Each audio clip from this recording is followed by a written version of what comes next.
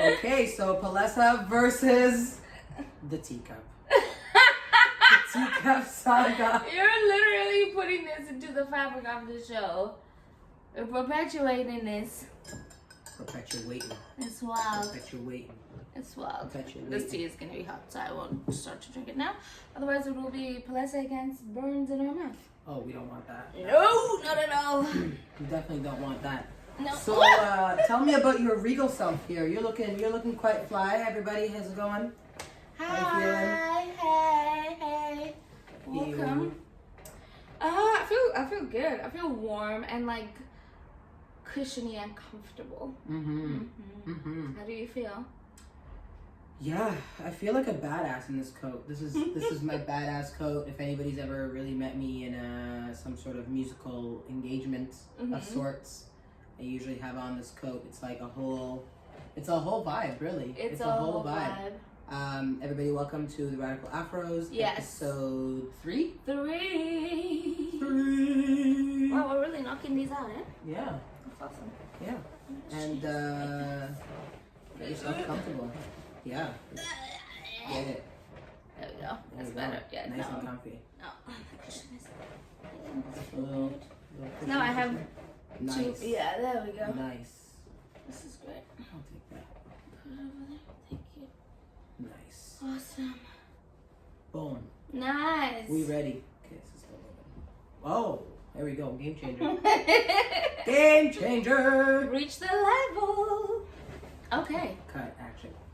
Like it. Subscribe it. Yo, my bad. That's what they do in the thing. They're always like my channel, subscribe. And I think it's because, you know, if you're actually enjoying this or you find any use for it and you want to continue watching it, when you like it and you subscribe it, then you get all the latest things of what's happening. Which is pretty cool because, like, I don't know, want to meet you guys and meet you folks, actually. Yes. Want to meet you folks and do it up. But anyway, when you like us and subscribe us, you can comment and you can let us know how dope these fur coats look like. T.R.A, okay? I look like I am in some castle and I'm just waiting for Matilda to come and take this coat off. Take this coat off, Desdemona. Don't touch it with your hands. Get the gloves, darling. The gloves, darling. That's how I feel in this. Yeah. Yeah? Yeah, that's real right there. That's real. You do embody the coat quite well, and I do gotta say your space tights are just popping. They're look at this. I'm interstellar. You are interstellar. Interstellar. Okay.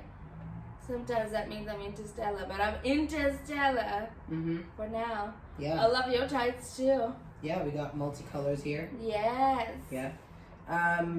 You know, these tights are courtesy of VV Boutique, or some know it as Valu Village. If you've ever heard of Valu Village or the VV Boutique, you can typically find yourself some cool stuff. Yeah. And so that's what these are from. If you don't get the joke, then I don't know. That's not. We're allure, darling. Allure. Value Village, my baby. Value Village. That's right. But yeah, no, I'm loving these tights, and honestly, I want to wear. Why is it weird that we can't dress like this all the time? Like, why can't I just like go get my groceries? Like that, you like can. This? I mean, I know I can because like I'm that bitch right now. But like, how do we empower those that, you know, maybe they don't know they want to do this specifically, but this represents that idea that you can truly come as you are, as the individual that you are, and perhaps when you are grocery shopping, you know, maybe this is how you like to show up when you grocery shop. Why not? Or do whatever, right? Go to work, right? Like, what's, you know, is this not an art form? Like, how much fun did we have getting dressed up for this episode? A lot of fun. Yeah. And that's exactly it. It's like, you know, fashion is fun. It's play. It's personality. It's expression. It's self-identity. It's like, you know, so abstract but yet so tangible. But because it's commodified, and so then competitivized, it's made into a competition. It's like, you know, now it's no longer about the fashion. Now it's about the money tied to the fashion. And once you're focusing on the money, you're not really always focusing on the actual fashionable item. And if you actually like it, and I think honestly going to things like Value Village is key, because this is where you can piece together stuff and like really form your identity. It gives you an opportunity to do that, to have a lot of different options, and to just say, well, what I pick is a representation of me, and then to just have that. That's how I look at my closet. Like, I love that. You know, that's actually kind of funny that you say that, because this has been something that's on my mind for a little while, and I know that we kind of had an idea of what we wanted to kind of chat about on this episode, but I feel like I'm gonna go on a real I'm gonna surprise you a little bit and maybe go on a different route, and that's because I'm loving this idea of, you know, piecing together pieces that then help you form an expression of your identity, right? It's a form of expression for you.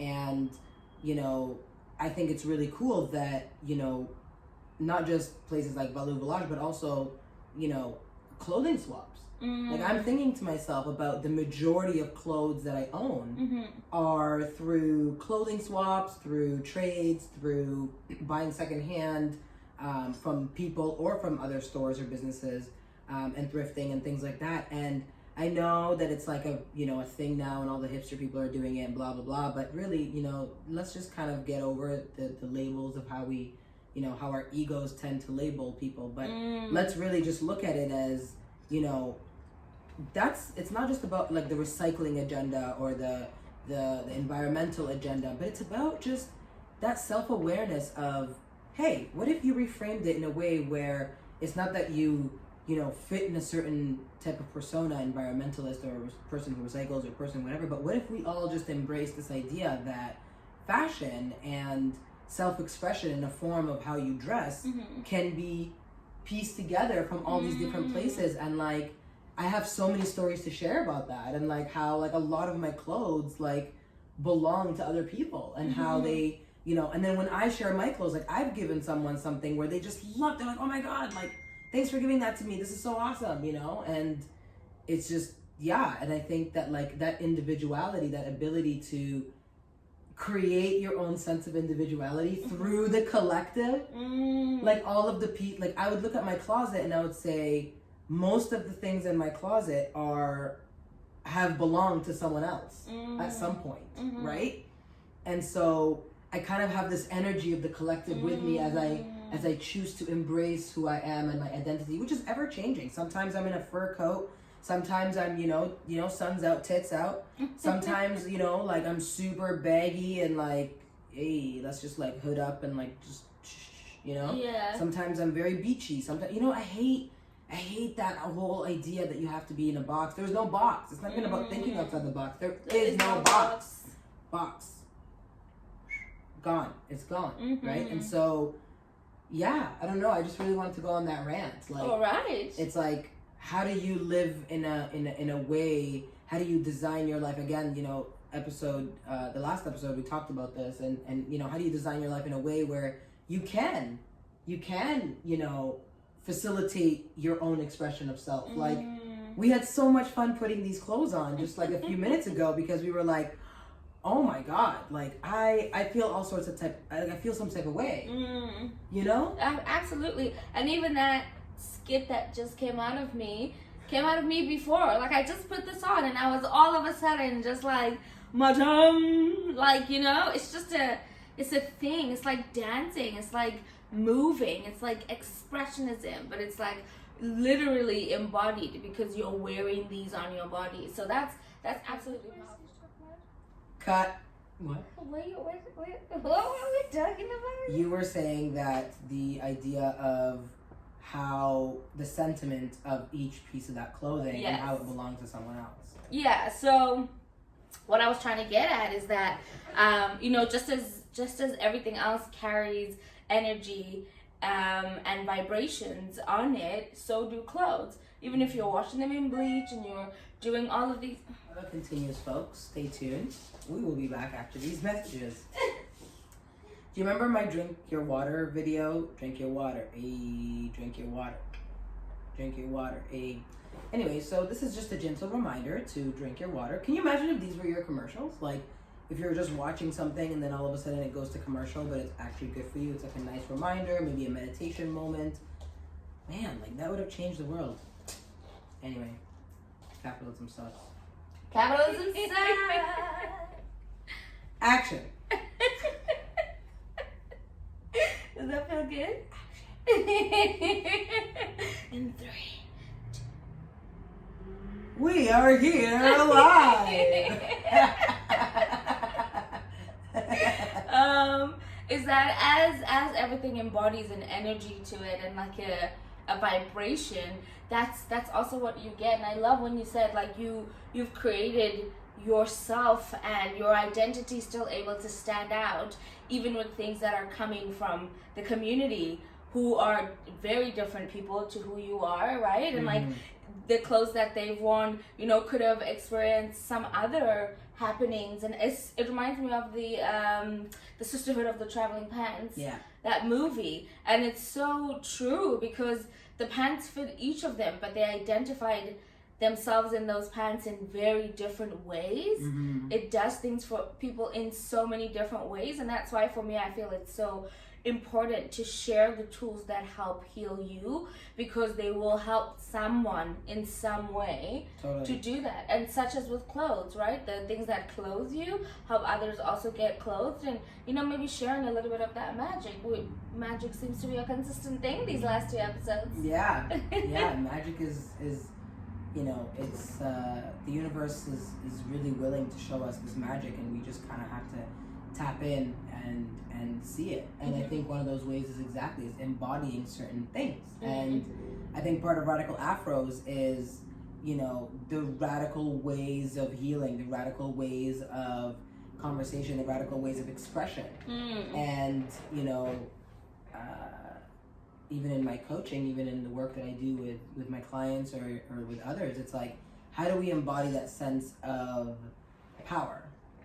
And that power comes from self-expression, self-validation, self-actualization, self-confidence, self-esteem, all of these things, and self-compassion, of course. And so these things are essentially what allow you to feel powerful. And one of those ingredients is self-expression. And I think that's why I love whenever I do get the opportunity to self-express through my clothes, and there's a lot of trauma that comes with how to dress and how you used to dress and how you're forced to dress, as multiple different intersections of my identity pose many different forms of trauma when it comes to how I can express myself. And so wearing clothes and in a certain way and expressing myself in a certain way is actually really healing.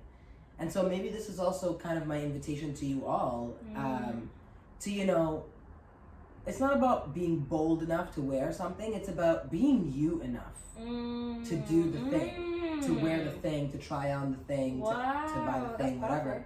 Yeah, like, be you enough, and whatever that entails. Mind blown. That is absolutely epic. Be you enough. And that's literally what we do when we're trying to heal ourselves. We do when we're in conversation with each other. We do when we're working with our clients. Like, being able to allow them the invitation, the open door, the satisfactory and safe space to be them completely. Absolutely. And I just admire the fact that we decided to embark on this journey together here, because now we can do it with one person, 1,000 people, 1 million people, it doesn't really matter. And that's what's really powerful about this as well, is that like our willingness to express ourselves is then an invitation for you to express yourself, right? And that's, I don't know, I feel really good about that. Like I feel really good being able to do that, you know. And that's kind of the idea, is like we're here to like share our musings, I suppose, and have you reflect with us. Very much so. Yeah. I think that's what it is. Yeah. We found a way to describe it. Yeah. There you go. You know what would be a really cool thing to do? What? If that's okay? If you do feel called to kind of jump on board with this idea that self-expression is a form of healing, you know, our social media is growing, as you know, and so it would be really cool if you take a picture of yourself, a selfie of yourself, or you and your friends, you know, and, you know, wear whatever makes you feel you, you know, whatever that is. It doesn't matter. But yeah, take a picture of yourself and tag us. Or what's the thing? I'm still learning Instagram sometimes. I don't know if we should have a hashtag. Yeah, hashtag Radical Afros. But also just tag us. Yeah. But yeah, it'll be really cool to just see, you know, how people, you know, it's not about just like taking a picture and tagging us, like that's cool too, but it's about, you know, an invitation for you to actually pause and think about it for a minute and just be like, and feel it and imbibe it. Yeah. So yeah, that's kind of an invitation for you folks. Yes, bask in the glory of you-ness, which is, you know, absolutely necessary. And self-expression gets limited in so many different ways, but I think that once we understand what self-expression means, once we tap into being able to express in honesty ourselves to ourselves, which means, you know, knowing what looks great, knowing what doesn't look so great, knowing what makes you feel good, knowing what doesn't make you feel so good, right? Understanding your strengths and your weaknesses, the things that you can achieve and accomplish, and the battles as well, and being able to take all of that and then adapt that in a situation. Do you know what I mean? Yeah. Don't like paint a new face of yourself and then become this whole different person, like code switching, right? Code switching is a key example of that. Except with code switching, it happens so much so because we're also, or at least the trauma is such that we're trying to assimilate into a construct and an institution that does not want us, that has noticed that we are not valuable, we will never be compatible, and so it's being able to be that if you want, work with capitalism if you want, but you can do all of that in a way that represents who you are. Absolutely. Completely, and you have that control, you have that ability. This doesn't mean quit your corporate job, everybody, and go, you know, start something. No. It also means you can do it. It just means being honest with yourself and saying, okay, you know, this is what we're tackling today. How can I do it as honest as possible, staying true to myself? Absolutely. And asking yourself, how do you honor yourself in the choices that you make that day, right? So your self-expression could be very different day to day. And that's cool because you yourself are complex, multifaceted, multidimensional, you know, if you really want to go there, a consciousness, really, that's just kind of floating in this vessel called a body. And, you know, like, it would be really cool to just, you know, allow it to express itself how it wants and allow that fluidity. Fluidity, that's another word that came out a lot. Yeah, I don't know, self-expression.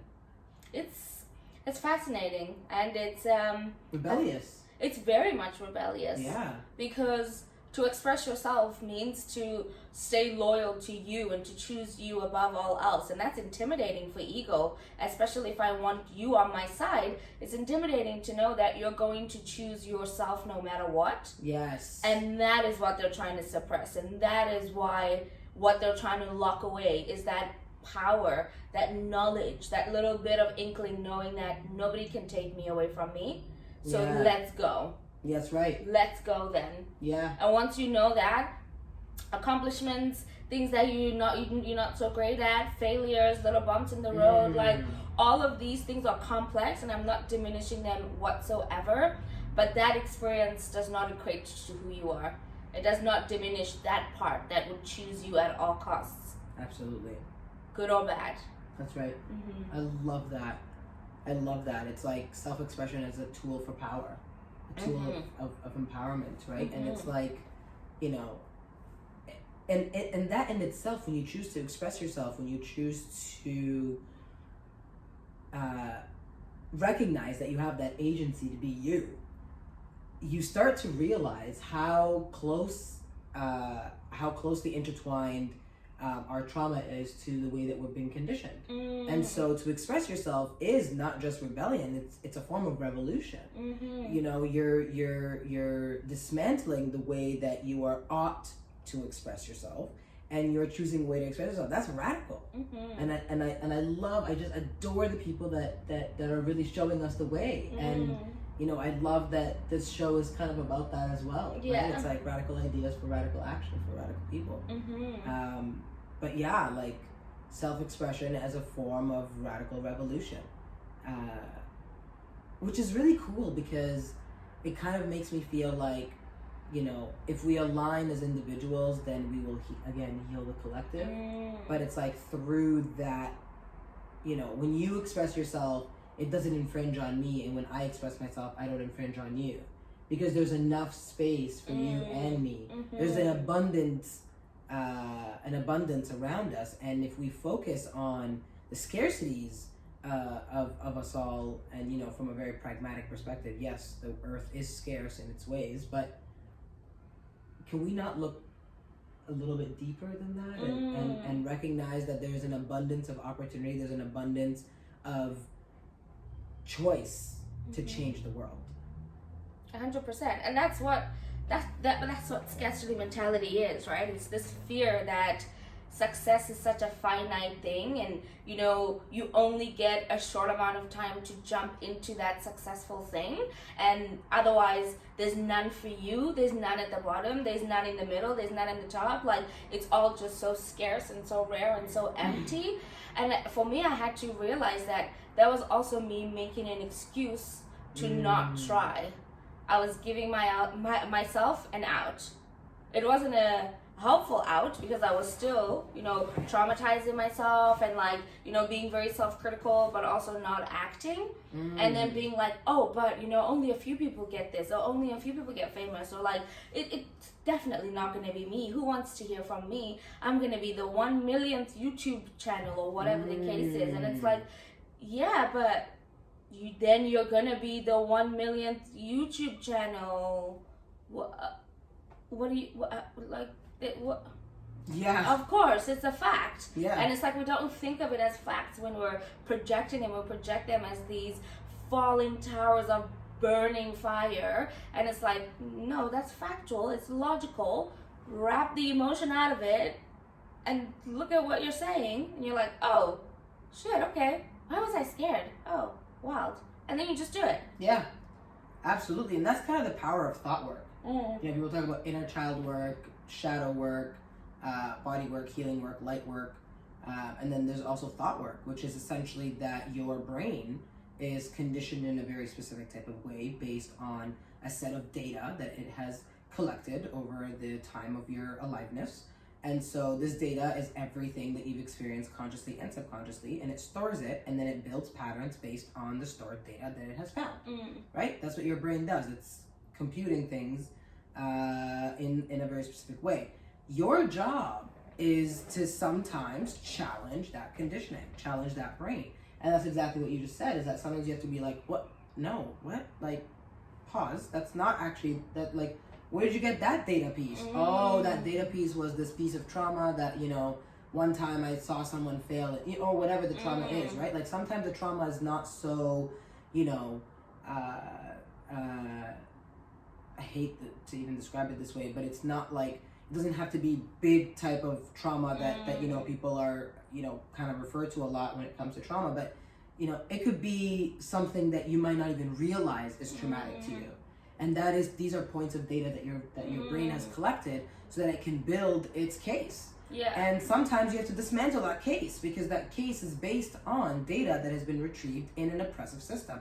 So you just got to dismantle all of that and really do that thought work to be able to speak to your brain in a way where it's you that you know, uses the brain. Like, you know what I mean? Like, it's not the brain. Like, your thoughts don't have control over you. Yeah. And it's not a battle of like who has more control than the other. It's more of like a state of flow where you really truly you know, speak to your brain in such a way that is loving, compassionate, but also challenging. Right? And that's I love that coupled with like inner healing. And like that like really gentle, soft healing. I also like the very you know, kind of logical side that then you have to tell your brain, and that comes from the action phase. It does. And that comes more when you self-express. When you're able to express yourself, you know, you start this small and then you grow it and you grow it and you grow it and you grow it, and then you see, you know, why it was so crucial for you to express yourself in the first place. Exactly. Yeah. Yeah, it's very cumulative. Very cumulative. Ooh, yeah, I like that. Yeah, it's like you're, you know, stacking on the chips. Yeah. But like, obviously don't think about it in a chip way. I feel sometimes as well, the way language is sometimes positioned in such a way because we are in a very oppressive system, is always very aggressive. Yeah. Right? It's like, even when you're like, I don't like to refer to the trauma as a big trauma or a small trauma, or like making the differentiation, but it's like, that is key to do that though, because you have to be able to differentiate the levels at which you're getting impacted. And that's why there was the talk of microaggressions and macroaggressions. It's like, there are smaller things that will impact you just as the big things do. And so in this way, you're not just waiting for the biggest thing to happen to you to then get it right, or to then be knocked into something, right? You're noticing that there's other smaller things that you can work at now, so that should something big come, you've built up all of this resiliency. It's like a muscle. If you think of it as a muscle that you're going to be working,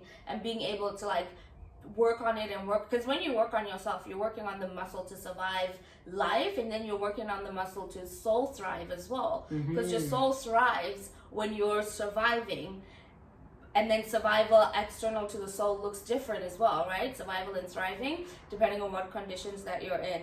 So I think that's, it's interesting. I love that. Man, I love these conversations. Talking about radical stuff, radical ideas, radical action for radical people. I love that. So good. Also, just obviously, just to make sure that everyone's aware, this is faux fur, and do not wear real fur. This is not real fur. Make sure that's clear, because I was like, but yeah. Pop your collar, pop your collar. Well, so yeah, self-express. This is not your imagination. This is your fucking reality. Peace. Cheers.